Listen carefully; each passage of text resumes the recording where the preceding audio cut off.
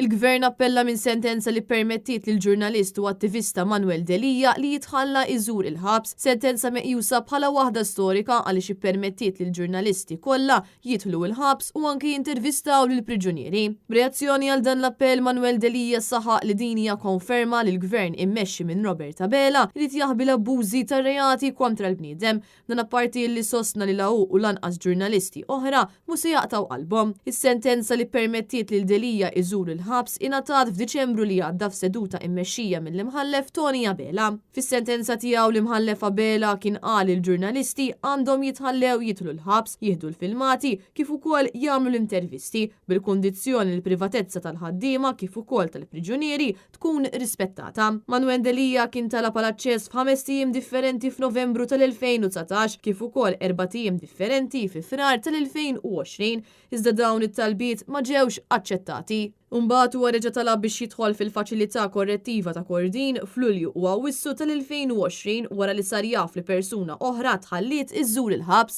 Waqt is-seduta tal-qorti kien intqal li huwa ta' diżappunt kbir li l-ġurnalisti ma jiġux meqjusa bħala individwi speċjali li jistgħu jżuru l-ħabs b'mod liberu. Intqal ukoll li kull restrizzjoni fuq id-dritt tal-espressjoni għandha tiġi iddettata skont is-sens komun u r-raġun sabiex jiġi evitat ksur ta' dan id-dritt. Manuel Delija kien fetaħ din il-kawża fil-11 ta' Settembru li għadda kontra l-Ministru tal-Intern Byron Camilleri, is-Segretarju Permanenti tal-Ministeri għall-Intern, il-Kap Eżekuttiv tal-Faċilità Korrettiva ta' Kordin, il-Kap tas-Servizzi tad-Detenzjoni, l-Uffiċjal Ewlieni tal-Immigrazzjoni kif ukoll l-Avukat tal-Istat.